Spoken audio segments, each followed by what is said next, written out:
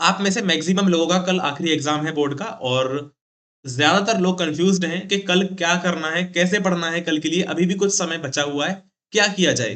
क्योंकि ये ऐसा सब्जेक्ट है जिसको बहुत कम सीरियसली लेते हैं लोग, और लास्ट में आके फिर टेंशन होती है। आप में से ज्यादातर लोगों ने ऐसा किया होगा कि अभी पिछले 5-6 दिनों में ही आईटी को खींच के पढ़ा हुआ स्पीड से। ठीक है, आप में से बहुत लोग ऐसे भी हैं जिन्होंने मेरे वन शॉट वीडियोस देखे हैं, तो थैंक्स। ठीक है, चलिए, तो अब यहाँ पे हम बात करने वाले हैं कि स्टेप वाले क्वेश्चंस आएंगे कि नहीं आएंगे, एसक्यूएल कमांड्स क्वेरीज आने वाली है कि नहीं। उसके बाद वन शॉट देखना है, क्या करना है, रिवाइज कैसे करना है, अभी बचे हुए समय को कैसे उपयोग करना है। उसके बाद अगर एग्जाम में कोई ऐसा क्वेश्चन आता है जिसका मुझे आंसर पता ही नहीं, तो मैं क्या करूंगा, पीवाईक्यूज कहाँ से करें, कैसे प्रैक्टिस करें। तो ये सब चीजें हम इस वीडियो में फटाफट डिस्कस करते हैं, क्योंकि आपका टाइम बहुत ज्यादा इंपॉर्टेंट है। चलिए, स्टेप्स वाले क्वेश्चन की अगर मैं बात करूं, तो पिछले साल एक क्वेश्चन आया था स्टेप का। अच्छा भैया, मतलब करनी है नहीं, पहले बात सुन लो। उससे पिछले 3 साल एक भी क्वेश्चन नहीं आया था। मतलब पिछले 3 साल एक भी नहीं, और फिर पिछले साल एक क्वेश्चन आया। तो इस साल मुझे लग रहा है कि कुछ क्वेश्चन आ सकते हैं, लेकिन इसका मतलब ये नहीं है कि आप स्टेप्स ही पढ़ते रहो। आप पहले अच्छे से थ्योरी कवर करो, क्योंकि देखो, इस बार सैंपल पेपर में भी उन्होंने स्टेप्स वाले कुछ क्वेश्चंस डाले हैं, और बहुत ज्यादा हैवी स्टेप नहीं पूछ लिया आपसे। आपसे क्या पूछा है कि ये वाला ऑप्शन किस मेन्यू के अंदर मिलता है। मतलब जैसे आ सकता है कि कंसोलिडेट, कंसोलिडेट नाम की एक चीज मैंने आपको पढ़ाई थी ना इलेक्ट्रॉनिक स्प्रेडशीट में, किस मेन्यू के अंदर मिलता है आपको, डेटा मेन्यू के अंदर मिलता है। तो इस तरह से स्टेप्स के क्वेश्चंस आप इतना तो तैयार कर ले, किस मेन्यू में कौन सा ऑप्शन मुझे मिलेगा। जैसे गोल सीक कहाँ मिलता है, टूल्स मेन्यू के अंदर गोल सीक मिलता है। तो इस तरह से आप बेसिक बेसिक स्टेप्स को याद कर ले, जो कि मैं आपको डेफिनेशन के साथ ही लिखवा देता हूँ नोट्स में। जब मैं आपको डेफिनेशन पढ़ाता हूँ कंसोलिडेट के, तो मैं तुरंत उसके नीचे लिख देता हूँ कि डेटा मेन्यू में आपको ये अवेलेबल है। अगर आपने मेरे वन शॉट्स देखे हैं तो आपको इतनी चीजें याद होंगी। ठीक है भाई, तो स्टेप्स की ये चीज याद रखें कि पहले अच्छे से थ्योरी को कवर करें, उसके बाद इतनी स्टेप याद कर लें कि किस मेन्यू में कौन सा ऑप्शन अवेलेबल है। उसके बाद अगर आपके पास समय बच रहा है, तब आप डीप में स्टेप्स को पढ़ें।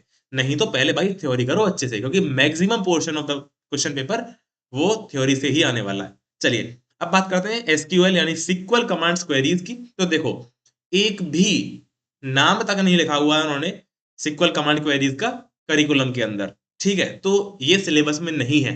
लेकिन फिर भी अगर आपको चुल है कि भाई आ गया तो हमारा तो पेपर बिगड़ जाएगा, आप क्या करोगे? और भाई बात सही भी है, अगर आपकी जगह मैं होता तो मैं भी ये सोच रहा होता कि ये तो मास्टर है, तो कुछ ही बोल के चला जाएगा, और बाई चांस एग्जाम में आ गया तो नंबर तो हमारे जाएंगे ना, दोबारा तो मिलने रहा है मुझे एग्जाम देने के लिए। तो फिर इसके लिए मैंने आपको एक लिंक दे दिया है इस वीडियो के डिस्क्रिप्शन में। उसमें मैंने 20 मिनट के अंदर आपको पूरा एसक्यूएल पढ़ा दिया है। आप उस वीडियो को 2x पे देख लो, 10 मिनट में कवर कर लोगे। ठीक है, तो आपकी एसक्यूएल वाली सारी चिंताएं उसमें खत्म हो जाएंगी, एग्जाम्पल के साथ उसमें सब कुछ कराया हुआ है। तो आप उस वीडियो को देख लीजिए, आपकी एसक्यूएल वाली समस्याओं का समाधान हो जाएगा। ठीक है, तो लेकिन वैसे उन्होंने सिलेबस में मेंशन किया नहीं है एसक्यूएल को, इसलिए मैंने पढ़ाया भी नहीं था। तो मैंने एक अलग से आपको वीडियो दे दी है अपनी ही पिछले साल की, आप उससे एसक्यूएल पढ़ सकते हो। ठीक पढ़ाया है मैंने उसमें। चलिए, वन शॉट देखूं कि रिवीजन करूं, और रिवीजन करूं तो कहां से करूं। ठीक है, तो देखो भाई, अगर आपने अब तक सच में अभी भी कुछ नहीं पढ़ा है, तो वन शॉट के अलावा कोई ऑप्शन नहीं है। मैंने कंप्लीट सिलेबस का एक वन शॉट डाला हुआ है 5-6 घंटे का, उसको देख लो। 2x पे देख लो बेशक, पर देख लो, क्योंकि ऊपर ऊपर से भी देख लोगे ना तो बहुत आसान एमसीक्यूज आते हैं, आप उनको ऐसे ही कर लोगे। ठीक है, उसके बाद रिवीजन अगर आप चाहो तो रिवीजन का भी वन शॉट मैंने एक बना रखा है, जिससे मैंने डिजिटल डॉक्यूमेंटेशन, इलेक्ट्रॉनिक स्प्रेडशीट और डेटाबेस को कवर किया है। आप वो वाली वीडियो भी देख सकते हो, चैनल पे अवेलेबल है, या फिर मैं डिस्क्रिप्शन में भी लिंक दे दूंगा। क्या भैया आप अपनी वीडियोस का प्रमोशन करने आए हो क्या? अरे नहीं यार, टिप्स देने आया हूं। अब जब वीडियो भी आपको देखनी पड़ेगी तो बताऊंगा ना। चलिए, अगर एग्जाम में कोई ऐसा क्वेश्चन आता है, अब देखो ये रिवीजन वन शॉट वाली चीज केवल आपके ऊपर डिपेंडेंट है कि आपकी लेवल ऑफ प्रिपरेशन क्या है। आप ये ना सोचें कि टाइम बहुत कम है, भाई टाइम अभी भी है। 7-8 घंटे में तुम बहुत कुछ कर सकते हो इस सब्जेक्ट में। ठीक है, तो तुम्हें जिस लेवल पे अभी तुम हो ना, उसी के अकॉर्डिंग तैयारी शुरू कर दो अभी भी, अभी भी। ठीक है, चलिए, अगर आपको किसी भी क्वेश्चन का आंसर नहीं पता है, तो आप क्या करोगे? तो उस टॉपिक से रिलेटेड जो भी आपके दिमाग में आ रहा है लिख के आ जाना। ठीक है, नंबर कुछ ना कुछ तो मिल जाएगा। बहुत चांसेस होते हैं कि कुछ ना कुछ मिलेगा, क्योंकि कंटेंट बहुत कम है यार, बहुत छोटा सिलेबस है। आप जो भी लिखोगे वही पूछा जाएगा उसमें। तो मतलब जो पूछा जा रहा है ना, उसके संबंध में कुछ तो आता होगा, उस चैप्टर का तो कुछ आता होगा आपको, कुछ तो लिख के आना। ठीक है, खाली मत छोड़ना कोई भी क्वेश्चन, बस खाली नहीं छोड़ के आना। कोई भी सब्जेक्टिव क्वेश्चन खाली नहीं छोड़ना, और ऑब्जेक्टिव में अगर नहीं आता तो तुक्का मार लेना। भाई एमसीक्यू अगर आपको नहीं आता है तो तुक्का तो मारोगे ही ना, ये कोई बताने की चीज तो है नहीं वैसे। पीवाईक्यूज की बात करते हैं हम। देखो पीवाईक्यू से क्या थोड़ा कॉन्फिडेंस भी आएगा आपको। लेकिन अगर कोई क्वेश्चन आपको बिल्कुल ही ऐसा लगता है कि ये तो कहीं पढ़ा ही नहीं है, तो फिर समझ लेना वो सिलेबस में ही नहीं है, क्योंकि सिलेबस थोड़ा थोड़ा चेंज होता रहता है हर बार। तो पीवाईक्यूज करने कहाँ से हैं?